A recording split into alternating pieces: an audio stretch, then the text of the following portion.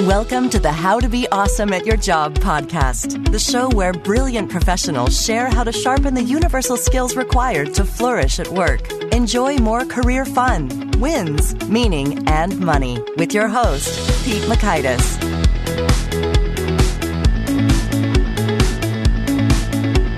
Hello, and thanks so much for joining us here for episode 253 with Matt Abrahams. Matt is talking about speaking anxieties, and he has written a book that's gone through multiple editions of it. He knows his stuff, so I think you're going to dig his principles and tactics that could make a world of difference for years to come. So you'll learn 1, how to attack both the symptoms and sources of speaking anxiety. 2, why to envision communication as a conversation instead of a performance. And 3, how long to hold eye contact. So if you'd like to check out the show notes, the transcript, or the links to items that we've referenced here, it's on over at awesomeatyourjob.com/F253. And while you're at awesomeatyourjob.com, I hope you check out some of our handy resources. One I'll point you to right now is the Gold Nugget email list. So if you are digging the show, but you're running and driving and unable to take some notes, though you'd like to, we take those notes for you and send them to your inbox each day a new guest goes live. So you can sign up at awesomeatyourjob.com or by texting NUG, that's N-U-G, to 444-999. Text NUG, N-U-G, to 3 4s and 3 9s, and sign up that way. Now, here's Matt's story. Matt Abrahams is a passionate, collaborative, and innovative educator and coach. He teaches effective virtual communication and essentials of strategic communication at Stanford University's Graduate School of Business. Matt is also co-founder and principal at Bold Echo Communication Solutions, a presentation and communication skills company based in Silicon Valley that helps people improve their presentation skills. Matt recently published the 3rd edition of his book, Speaking Up Without Freaking Out, a book written to help the millions of people who wish to present in a more confident, compelling way. Here's Matt. Matt, thanks so much for joining us here on the How to Be Awesome at Your Job podcast. Thank you. Really excited to have this conversation, Pete. Oh, me too. And I was also intrigued to learn, as I was learning a bit about you, that you have a test coming up for your 5th degree black belt. Now, help me think through this. Like sometimes like with degrees, more is higher or more is lesser, like a 1st degree burn or a 3rd degree burn versus first class. So what does that mean, first of all? It means I've been doing this for a really long time. All right. So in this case, the higher the rank means the more experience you have. And in theory, the more expertise you have. But as I go through this readiness process, I'm being challenged on that expertise part for sure. Now, how does one pass a 5th degree black belt test? What goes down during it? Well, I think it means I can walk out of the room and no. There are several things that I'm expected to be able to do, both physically and at this level, some mental stuff as well, in terms of just being able to focus and manage multiple distracting things at the same time. So it's a grueling process, but I love it. And for me, the martial arts have always helped me center myself, and what I learn inside the dojo seems to translate into my life, and sometimes it goes the other direction as well. Oh, that's cool. So I'm intrigued. So what physical tasks are asked of you? Is it like crushing like 10 boards or what is it? Well, in my earlier days, that was important. But as I've gotten older, it's really a combination of movements that you need to do that are quite lengthy. Things are formed together. Movements are formed together into things that are called katas or forms. And I have to deliver and present several of those in terms of very specific requirements. And then some physical sparring and working with other individuals to demonstrate the ability to protect myself. And that can be pretty grueling as well. Now, have you ever had to use these skills under high stakes circumstances? I use them on a daily basis in terms of the ability to focus and feel confident in my ability. If what you're asking, if I ever had to physically use these, the answer is no. There have been some times where I've used my mouth instead of my fists to get out of some tricky situations, but I attribute that to what I do for a job, but also what I've learned in the martial arts. Awesome. Cool. Well, I want to talk about what you do for a job. And so you've got a recent book, Speaking Up Without Freaking Out, which is a great title. So tell us, what is that about and what's sort of distinctive about it? Well, thank you for the opportunity to chat about it. So the book is really designed to help people feel more comfortable and confident when they present and to deliver presentations that are more compelling in nature. So I, for years, was looking for a source to send my students and the people I consulted with to find techniques that could help them feel more comfortable and confident when presenting. Most of us, 85% of us, research says, get nervous in high-stakes speaking situations. And there was really no one-stop shop for learning techniques that were academically verified beyond practice, breathe deeply, and just do it. I call that the PB&J approach. So after being frustrated for a long time, I went out and actually did some research and pulled forward research I had done in graduate school and created this book, which is really, it's a very short book. It's designed for a student to read in the course of a week, or a business professional to read when he or she gets on a plane in San Francisco flying to New York to deliver a big presentation. So it's designed really to help people get very practical skills to help them be better and more confident in their speaking.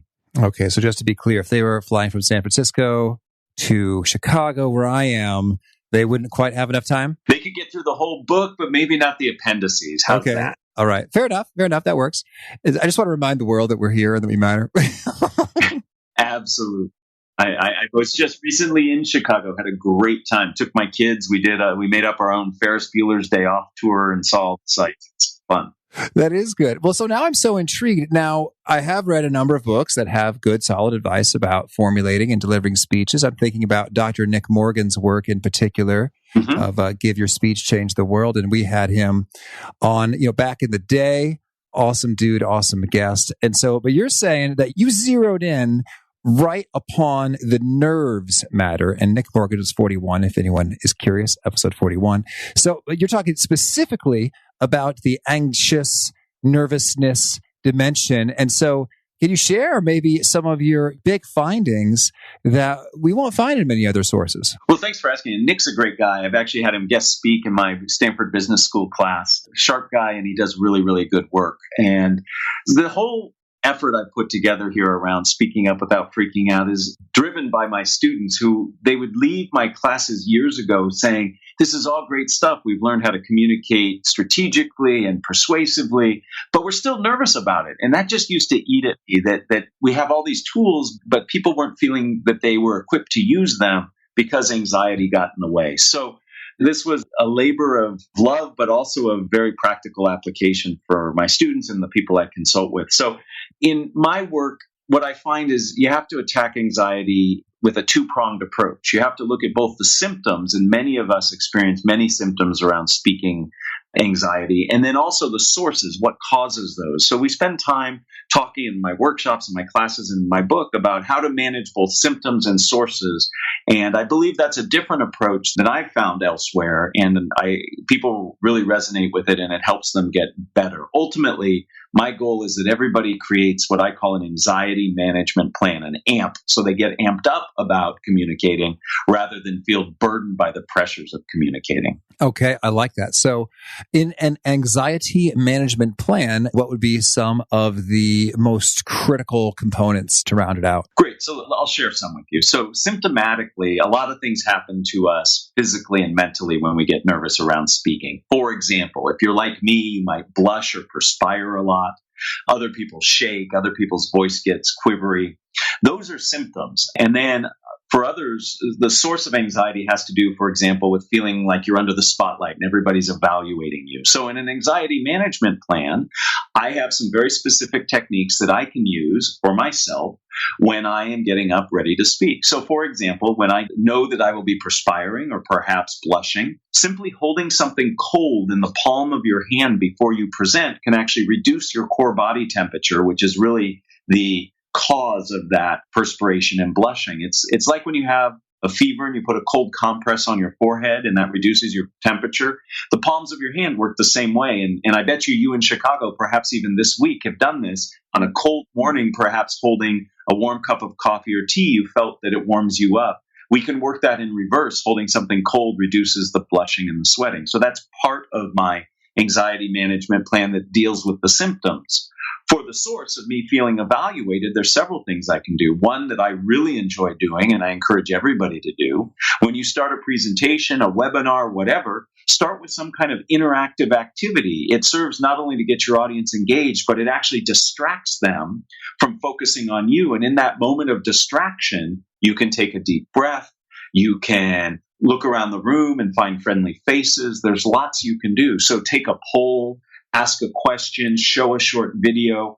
All of that serves to get your audience engaged and take their focus away from evaluating you and be on the task that they're working on. So that's an example of what an anxiety management plan is, a set of techniques that address both symptoms and sources to help you feel better. Okay. And I really connect with that idea of giving folks something else to do, because it kind of lets you take a breath such that you could say, okay, that's the crowd. I'm right in front of them. It's almost like you're just getting sort of acclimated. Like, there they are. Here I am. Things are happening without you being on the spotlight with the pressure to do something. Like they're talking amongst themselves or watching the video. So that's cool. That's right. And the other thing I would just add to that is when they come back after doing whatever that task is, your role is different. You're not the presenter, but you're the facilitator now of the experience that everybody just shared. And for many of us, being in that facilitator role, even for a brief bit, makes us feel more comfortable. So it's an on-ramp to the presenting piece. Oh, fantastic. And I know you were just offering one example as a tip, but I got to go there. When it comes to the holding something cold, is it beneficial to hold it in anywhere in particular? Like, could you strap a frozen gel pack to your back or your thigh or your... It's very specific to the palms of your hands. Okay. So the palms of the hands, much like the back of the neck and the forehead, are temperature control setting places for the body. So think of them as thermostats. And in fact, the research that I did to find this particular technique comes from athletics. One of the things that degrades athletic performance is the athlete gets overheated. So if there's a way you can cool down while you're doing your sport, you'll actually be able to persist longer.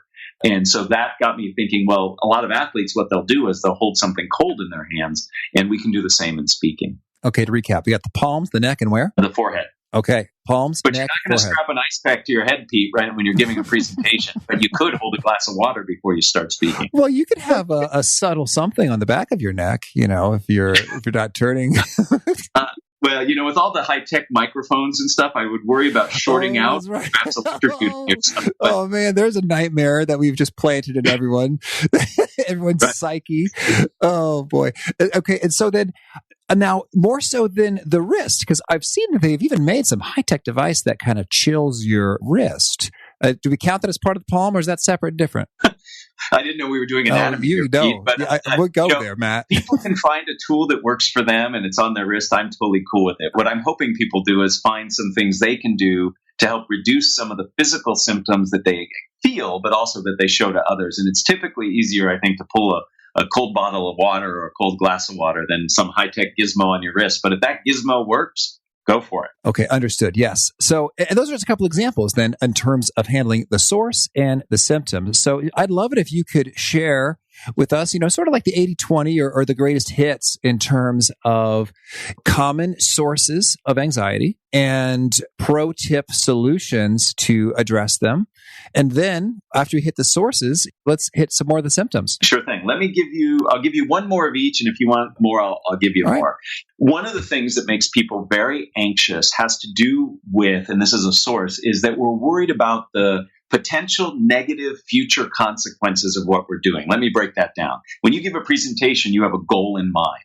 If you're one of the entrepreneurs I coach or teach, you want funding or advice. If you're one of my students, you want a good grade. If you're a manager in an organization, you're worried about not getting the headcount or the support for your task at hand. If you're a community member, you might have a strong position you're bringing up at some local governmental event and you're afraid people won't hear you. So what makes us nervous is that we won't succeed in the goal we're trying to achieve. So we're worried about a potential outcome, negative outcome that's in the future. A great way to counteract that is to become very present-oriented in the moment.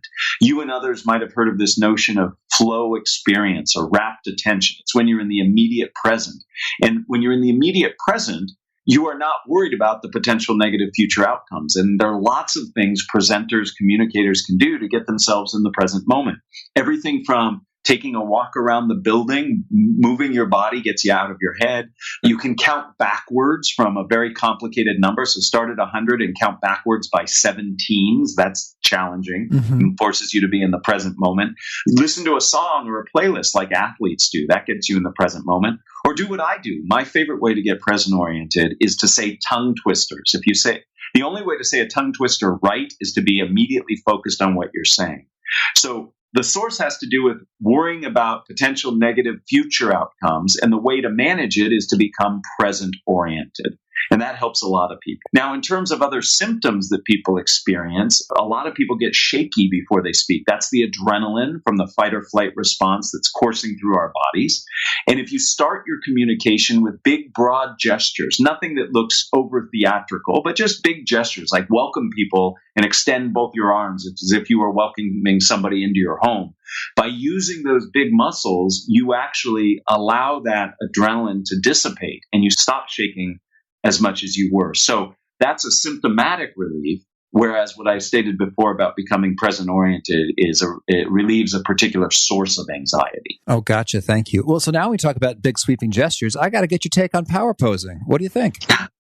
So power posing is really, really interesting stuff. In fact, Amy Cuddy, who's been the biggest champion of that, has the third most popular TED Talk ever talking about it. There is some recent debate in terms of how it actually works and its efficacy, but I've seen it work with many people I've coached. So just to review, power posing is this notion of taking a big, balanced, still stance. Amy Cuddy refers to the Superman or the Wonder Woman pose with your hands on your hips and your legs splayed out a little bit.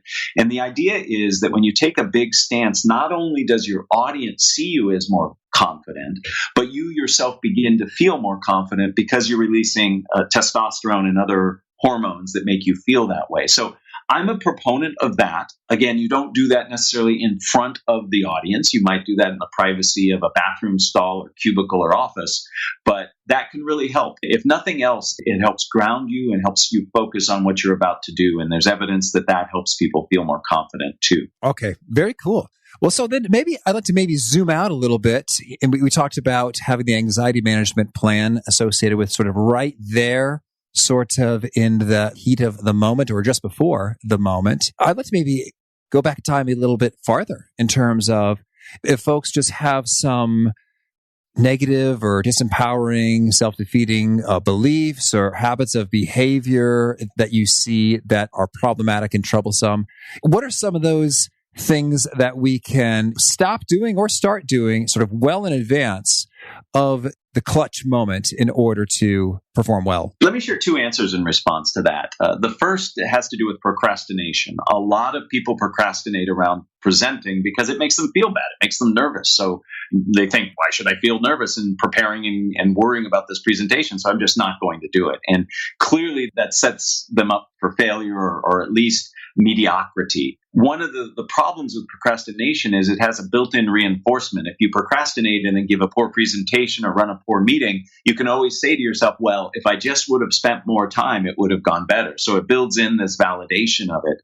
So the best thing to do when it comes to managing procrastination is to publicly commit to a schedule and then build in rewards for yourself as you achieve those milestones. So you would create a plan for yourself and publicly commit to it. That could be posting it on your Instagram feed. It could be putting it on the family refrigerator or posting it in your cube at work so other people can see it. And that public commitment tends to lead people to achieve what's on the list. And then reward yourself. So as you succeed in those steps, give yourself some kind of reward. Perhaps it's listening to your favorite podcast, or perhaps it's eating a bit of a chocolate chip cookie or whatever. But as you achieve those steps, reward yourself, and that makes it self-reinforcing in the positive direction. So one bad habit people have is procrastination, and the way to manage it is public commitment and to reward or reinforce when you succeed. The other thing that people tend to do is they tend to envision communication as performance. I bet you, your listeners, and Pete yourself, you've probably done one of these four things. You've probably done some acting, singing, dancing, or played a sport. And most of the people listening in have done one or more of those. And in each one of those activities, it is performance-based. There's a right way to do it and a wrong way to do it. If you're an actor and you misspeak your line in the wrong way at the wrong time, you screwed up. You did it wrong. If you're an athlete and you don't do what your sport requires at the right time or the right way, you've done it wrong. In fact, some sports keep track of the mistakes you make. We bring that same mentality, that same approach to communication, to presenting. We feel like there's one right way to do it. I've been doing this work for a long, long time, over 2 decades, and I'm here to tell you and everybody listening, there is no right way to communicate. There are better ways and worse ways. So if we can lose that view of communication and presenting as performance, it can actually help us. And one great way to do it is to see communication not as performing, but as conversation. Most people are not nervous when they converse. If you can envision your speaking as a conversation, it can really help. So procrastination and this performance anxiety really do weigh heavy on people and negatively influence their ability to communicate. Mm-hmm. Yes, the performance anxiety, that's intriguing. So you're saying that will spiral into creating more anxiety because it's like, I have to do it this precise way, like my favorite TED talker does, or... Exactly. Indeed. And that's what's intriguing there is that you say there are better ways and there are worse ways. And I think that it's sort of like, I guess there are some universals and then there are some pieces that work better for some audiences instead of others. And so I guess I'm thinking that there are some levels of black and white, I would say, and lots of gray. Would you agree with that? Or would you say, no, there's no black and white, Pete? I would frame it differently. I would say that there's some fundamentals that everybody needs to learn. And these foundational pieces of advice or guidance hold true in a vast majority of situations. And then once we understand those fundamentals, it's all about choice. It's about choosing to comply with them or conform to them or deviate from them. But what I've seen in my work, in my teaching and in my consulting is that people often communicate out of habit and not out of choice. So what I see my job being is really helping people understand what these foundational ideas are and then helping them make choices based on their goal and the audience they're speaking to and the modality they're communicating through. Is it a webinar versus in person, etc. So if we're saying the same thing, then I fully agree with you. If what I've said is slightly different, then perhaps I disagree with you. Well, yes, I think we're on the same page there, and I'm buying that. And it's intriguing. I'm thinking back to, we had Anshul Baggi on episode 24, and he helped co-create Umo, this voice coaching app, which is pretty cool. Yes. And so he was saying that vocal pauses can be a deliberate choice, for instance. I thought that was really intriguing, and that if a person has 0 vocal pauses, the uhs, ahs, ohs, then that can almost seem freakish and unnatural and rehearsed Yes. and robotic. Like, you're not Yes. a real person and we're not really having a conversation, because real people don't talk this way you're talking right now, free of a single to be had, which I thought was pretty intriguing, because in Toastmasters or other contexts, it's like, oh, we count them and we want to eliminate them. But that's a place where there is room for deviance and maybe a sweet spot. I just did one. Hopefully that seemed natural and You seem not so robotic. natural, Pete. It's amazing. We know now that you're not a robot. I'm not That's a robot.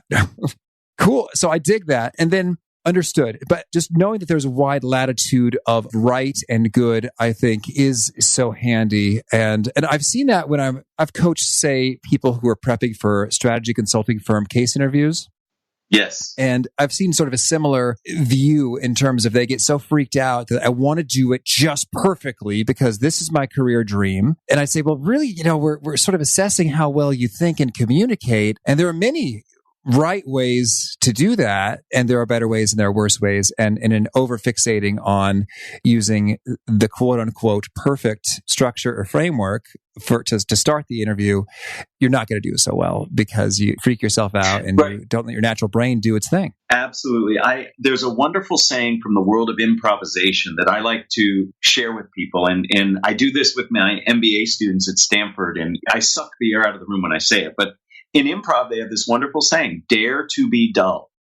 Dare to be dull. And I get up in front of a bunch of Stanford MBAs and proclaim that, and they're shocked because they've never heard that in their life. But the motivation behind that statement is we put so much pressure on ourselves to be great that we actually preclude ourselves from actually achieving greatness. And if we just target getting the job done, just focus on the task at hand, that frees up all of those cognitive resources we were investing in doing it right and doing it great to actually achieve that greatness. So I love this notion of dare to be dull, do what's needed, get it done. And when you put yourself in that mindset, you can actually then achieve great things. Okay, good. Well, now I'd like to get your view of what maybe you are feeling nervous, but you just don't want other people to know it. So are there any particular sort of nonverbal things that one can do to seem like you are confident and feeling awesome? There's several things we can do to portray confidence,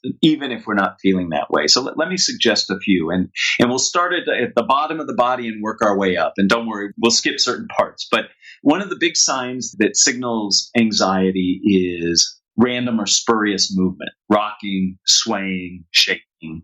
And so it's all about being still. So it has to do with your foot position, very simply. A lot of people, when they stand to speak, they rock or sway side to side. In fact, it's very self-soothing. You know how little kids suck their thumbs? Mm-hmm. Adults sway side to side to help calm themselves down. And if you and your listeners don't believe that's true, I challenge you to go to the Department of Motor Vehicles or the post office when it's very busy and everybody is frustrated being there. You'll see them all swaying and perhaps swearing under their breath. It's a way that we calm ourselves down. But when somebody sees you swaying and rocking and shifting, they see you as somebody who's nervous, who doesn't want to be there, who's very uncomfortable. So if you can still yourself, and we do this in many ways by lining our body up properly. If you put your feet so they're parallel underneath your shoulders, rather than splayed out to the side like many of us stand, it actually roots you to the ground better and you actually will sway less. So one thing we can do is really still our bodies. The other thing that we need to do is when it comes to our gesturing, we need to make sure that we have our arms in an open position rather than crossed in front of our chest or up high with our elbows pinned close to our body. That looks very defensive. Nervous people make themselves very defensive. If you watch your most favorite keynote presenter, a TED Talk speaker, whomever, you'll see that their gestures are expanded and that they're very open. And that's a way of signaling confidence. And then finally, it has to do with eye contact. Our eyes dart around a lot when we're nervous. There's been some research that says one of the things we're looking for is exits. So if things go bad, we know how to get out.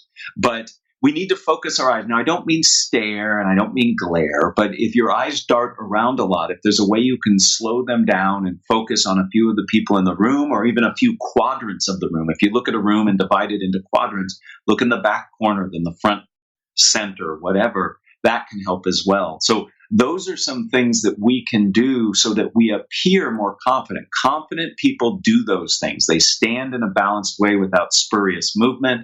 They gesture in an open fashion rather than closed. And their eye contact is connective rather than disjointed and distracting. All right. Now, I want to talk about eye contact because this gets so tricky, I think, for folks. And I have heard a number of recommendations associated with you want to make X seconds or half a sentence or a full sentence of eye contact with a person and then move on. And so if you're thinking about, we'll maybe take two contexts. One, a big old presentation with 80 people in the room, and two, sort of a more intimate conference room with 8 people in the room, and you're presenting. What would be your take on, is there an optimal amount of eye contact to make with a person before moving on? Or how do you think about doing that just right? This is the second most prevalent question I get. Oh, intriguing. Well, you know what question I'm asking next, but let's hear the answer first. Yeah, well, I set myself up for that. So I have a completely unsatisfactory answer for you, Pete. Okay. I'm really sorry. But the answer is this. You want to look long enough, but not too long. Oh, perfect. Because it really depends. It really depends. When you look at somebody too long, you know, they turn away, they blush. Others in the room might start shifting and moving because you're not paying attention to them. It's more art than science. I work with a lot of technologists, a lot of scientists, and they want me to say, look at people for 1.3 milliseconds each, and then you've done your job. And it's not that way. In a smaller venue, you should look at as many of the people as you can in a non-patterned way. I am not a big fan of the one phrase, one person mentality, because your phrases aren't all of equal length. And then it becomes patterned and your cadence becomes rhythmic because you're shifting from one person to the next. That's not how we converse. In a larger venue, this quadrant idea I mentioned earlier works best. So I don't look at everybody in a particular region or quadrant. I look at one or two people, but by virtue in a larger room of looking at everybody on one corner or in front of me, it gives everybody that love. It's connective with everybody in that area. So the idea is to make it as natural as possible. If you were to watch how people, and there are people who do this with retinal scanning behavior or machines, they'll watch people have conversations. It's not patterned. It's not equal time. We're trying to mimic that kind of behavior. So I wish I had better, more specific advice, but the best thing to do is to not be patterned and to really try to connect and go with the feeling you get when you look at somebody and you feel like, okay, I've made that connection. Now I'll move on. Okay. So under satisfactory, I'm with you. I like that it's paradigm shifting. In that sense, it is satisfactory. But in terms of pinning down to a number, yeah, I'm with you there. It's not as satisfactory because there is no perfect prescription. Nonetheless, if I could press you a bit, if you would say, hey, Pete, most of the time, the eye contact amount is probably going to be more than X sentences or words and less than Y sentences or words. Very roughly, most of the time, exceptions abound. What would those numbers be? Yeah, I'm not going to let you put me in a corner, Pete, because I don't know those numbers, and Okay. I don't know that anybody does. What I will tell you from research is, and this is an interpersonal setting, and you can extrapolate perhaps to larger venues. In an interpersonal setting, when you and I were speaking face to face, as the speaker, I look at you roughly 40% of the time. You as the listener are expected to look at me roughly 60% of the time. So that is to say, if you are listening to me and we're face to face and I don't look at you for at least 40% of the time that we are talking, you will think I am distracted and not connected to you. Similarly, if while I am speaking, I am monitoring, you're looking at me. If you're not looking at me roughly 60% of the time, then I'm going to feel that you're not listening and we're not connected. So those are numbers that have been borne out in research, and I'm happy to share with you how that translates into when you're in an audience is twofold. One, you don't need to be looking at your audience and staring at people 100% of the time. However, you will need to do it more than a 40% just because you're not one-to-one face-to-face. Mm-hmm. Hope that helps. I can't tell you the number of sentences. Oh, no, it's all good. Well, no, I love that you're a man of integrity, holding to the truth. And so, well, here's, I guess, in my world, that's kind of, I just want to get your read because while I have you here, it tends to be somewhere between, for me, half to 1.5 sentences. It just feels about right in terms of and that works for me. And it's interesting because you're right. I think it really does vary even person by person in the audience in terms of how much eye contact they can handle. In terms of like 3 seconds, like freaks some people out. Like, whoa, dude.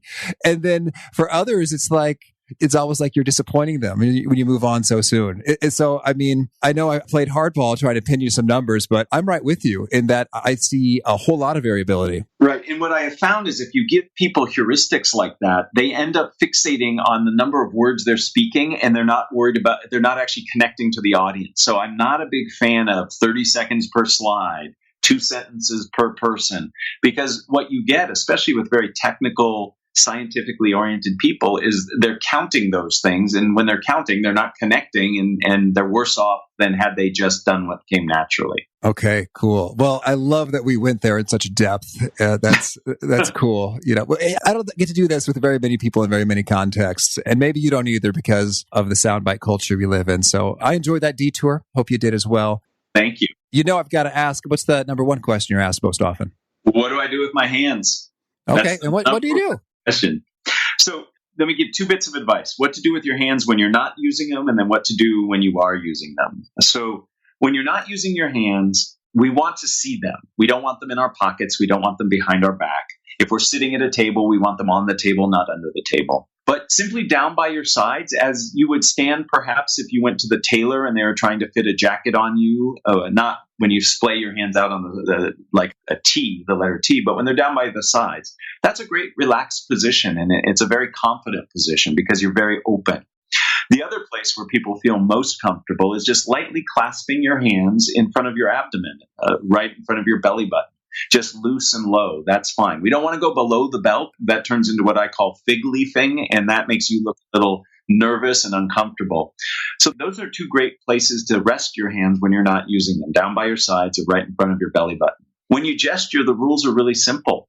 Gesture beyond your shoulders. A lot of us, when we gesture with our elbows tight to our body and our hands in front of our chest. We look like T-Rex dinosaurs and we look very defensive. If you can extend your arms just a little bit, just beyond your shoulders with the palms facing your audience, you look much more open. And then the other gesture is when you refer to your audience, the people you're talking about, do a forward extension towards them. When you say words like us, you, we, having your hands extend forward really makes you look like you're connecting with and talking to your audience. So again, I'm about frameworks and fundamentals. I'm not about scripting a gesture here or there because it looks artificial. And again, it distracts you from connecting with your audience if you have to think on this word, I must move my hand in this way. Totally. But that's the advice I give to people. And people really grasp onto it and begin making decisions that show their body posture as being more open and confident. Oh, that's great. And what's interesting for me is I notice when you put out those two postures to go with, I find that I most naturally put my hands in front of my abdomen. Mm-hmm. And in a way, it really is, it's kind of soothing. And I don't know if there's some primordial stuff about that being a sensitive part of my body and an attacker might get me or what. So I do find that more soothing, whereas on the sides is just a little bit more nervous when you're staring down hundreds of people. And so I don't know where I heard this, but I heard that if you have anything like a lectern, podium, I always get them mixed up, and so does the rest of the world, or your hands in front of your midsection, then that creates a bit of maybe a subconscious signaling of protection, or kind of there's a barrier in between audience and communicator. Do you buy that? And do you think like the other stance of hands at the sides is, if you can muster it, superior to hands in front of your abdomen? So I think either can accomplish the goal of helping you look confident and helping many people be comfortable. I believe that when your hands are down by the side, you're actually more exposed. And by virtue of being more exposed or willing to be more exposed in front of others, you actually display more confidence. So that's why I don't like lecterns, podiums, because they act as a shield for you. Confident speakers are willing to stand in front of an audience with their arms down. Now, I'm not saying you stand there rigidly for a long period of time, but if you're being introduced or if somebody's asking you a question and you're waiting for that question to come in, placing those arms down by the side just make you look so confident. That said, putting the hands in front of the abdomen, personally, I don't feel diminishes your confidence that much. I know of no research that focuses on the relative difference between these two postures. These are usually the go-to postures that are recommended instead of being defensive or behind a lectern and podium. All right. Well, Matt, this is so much good, detailed stuff. Tell me anything else you want to make sure to mention before we shift gears and hear about some of your favorite things. So just a couple things. We've talked a lot about nerves and we've talked a lot about what we can do. I'd like to just mention something that is very, very critical. And that is, as a communicator, your job is to be in service of your audience. You're there to help them, to provide them with information, etc. So one of the things that can help you become more confident and comfortable is just remind yourself that you're there for them. It's not that the audience is there to judge and evaluate you, but you're in service of them. So you really have to spend some time doing some reflection and reconnaissance to best understand what your audience needs from you. So all effective communication, I believe, starts from this perspective of you as a communicator, be it a meeting leader, a manager, a keynote speaker, whatever, is to be in service of your audience. So that's one important point, Pete, that I think really underlies all of this when it comes to becoming more confident in your communication. Excellent. Thank you. Well, now could you share with us a favorite quote, something you find inspiring? So the first time I heard this quote, and I have to admit I've been lazy and I don't know who actually said it, but I heard it in the movie Buckaroo Banzai. So I am now dating myself to let everybody know how old I am. But the quote is, "No matter where you go, there you are." And that quote to me is really impactful because part of what we need to do in any communication, and I would argue in our life in general, is be very present. And it's very easy in this age of technology and overabundance of information to get very distracted very easily. So that quote is really important to me. No matter where you go, there you are. Make the best of it, be present, and attuned to what's going on around you. Oh, wait, I'm sorry. What did you say? I had a text. Oh, just kidding. It was me texting you. Be present. Be present. Oh, yeah. Be present. That's good. Cool. And how about a favorite study or experiment or bit of research? Something you really jive with? So I have two favorite research studies. I'll share one, and if you want me to share the other, I'll share it as well. So it has to do with the power of language and how framing things in a positive way is much more motivational and persuasive. They went to two sets of people exactly identical, and they said, we're very sorry to tell you, you have a very bad disease, and the outcome is not likely to be good.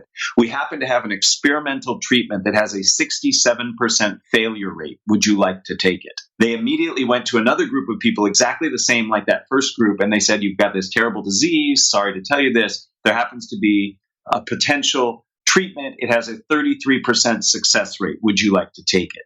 Doing the quick math, you'll understand very quickly, they said the same thing mathematically. However, the people who heard it framed as a success rate were much more willing to take it than the people who heard the same thing as a failure rate.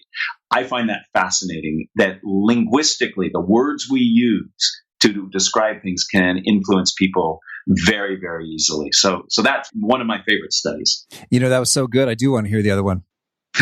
So the other one has to do with nonverbal persuasion. So they called people into a lab and they said, we're testing your auditory acuity. In other words, how well you hear. Every time you hear one beep, nod your head up and down. Every time you hear two beeps, nod your head side to side. What they then did, that wasn't the study. What they did is varied how many one beeps and two beeps people heard. The subject came outside of the lab, sat next to somebody they thought was going into the lab next. It turned out that person sitting next to them was a confederate of the experimenter, and that person asked to borrow some money of the subject. The subjects who heard one beep, in other words, nodded their head up and down, much more frequently gave them the money for the soda than the people who nodded their head side to side. In other words, if we can get people to change their nonverbal behavior, we can actually influence their willingness to behave in a certain way. I find that study fascinating. Oh, that is fascinating. Thank you. And how about a favorite book? Oh, I have so many favorite books. My favorite book, I'm thinking what's on my nightstand right now. It's a book on improv. And what I like about it is it really relates to how we can just apply improv skills to our daily life. It's by Patricia Madsen, and it's called Improv Wisdom. And I'm a big fan of improvisation because of the communication skills it teaches. And her book does a great way of applying those skills just to day-to-day life. So I'm a big fan of Patricia Madsen's Improv Wisdom book. Yeah, well, it's so interesting. When I was researching on Amazon, it is frequently bought together with your book. Yes, it is. And there's a reason for that. So I co-teach a class at Stanford with an improv expert, not Patricia herself, but somebody who studied under Patricia. And his name is Adam Tobin. And Adam and I teach a class where we actually we use improv to teach tricky communication skills. So our students tend to buy those two books together.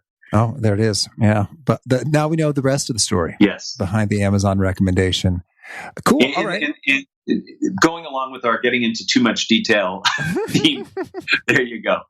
No, I like it. Okay, cool. Yeah. And how about a favorite tool, something that helps you be awesome at your job? A favorite tool of mine. So on my cell phone, I rely, beyond relying on my scheduling app, I have several apps. You mentioned one, Umo, that help with my communication skills. So there are several apps that help with communication in terms of disfluency, vocal variation, etc. And those tools really help me personally, but they also are very useful for the students I teach and the folks I consult with.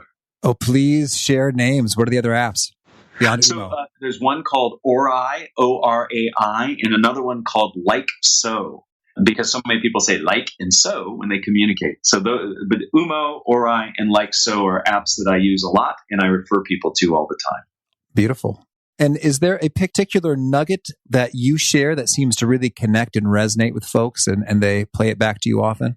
Beyond the anxiety management plan, and I have had students come back to me from 10, 15 years ago telling me they're still using their anxiety management plan. One of my mantras is that communication is goal driven, and you need to make sure you understand your goals in any high stakes communication. And to me, a goal has three parts. What do you want your audience to know? What do you want them to feel? And what do you want them to do?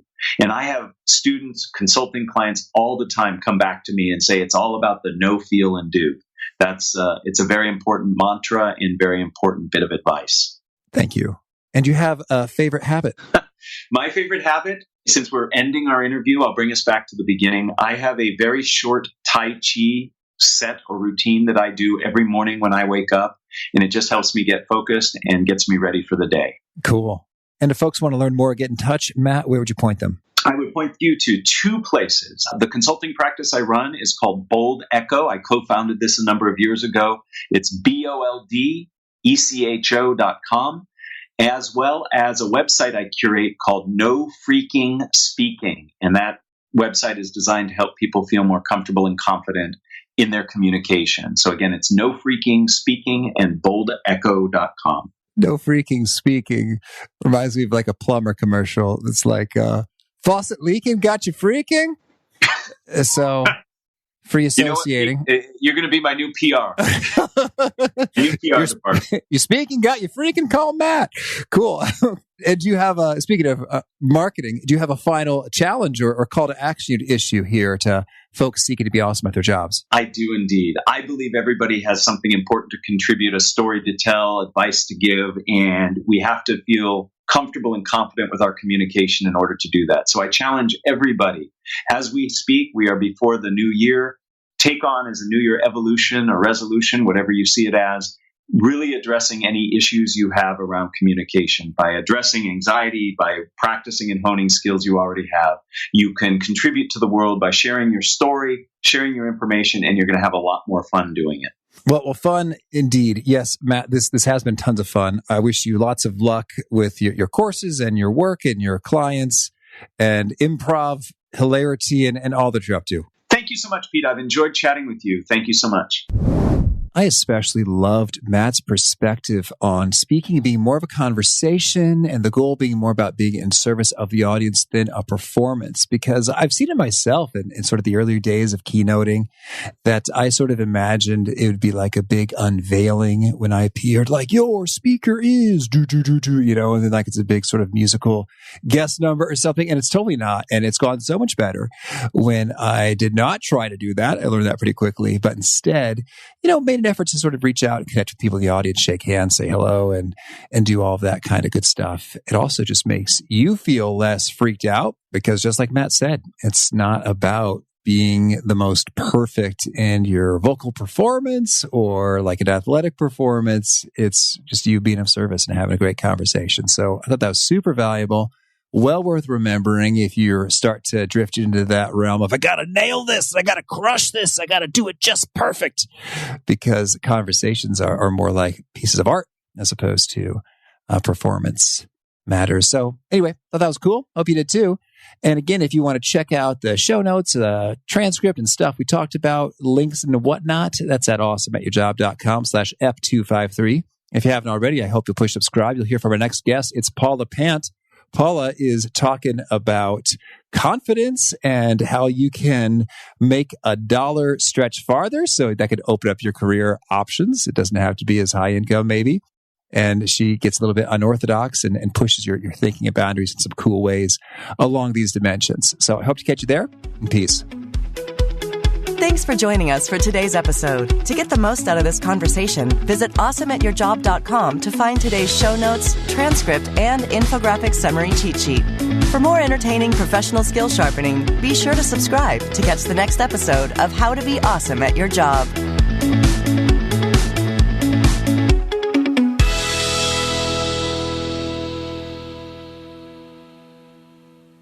One, two, three, 4. Those are numbers, but you already knew that. If you want to know what number you're going to pay each month for your car, use Kelley Blue Book My Wallet on AutoTrader. They're really good at numbers. AutoTrader.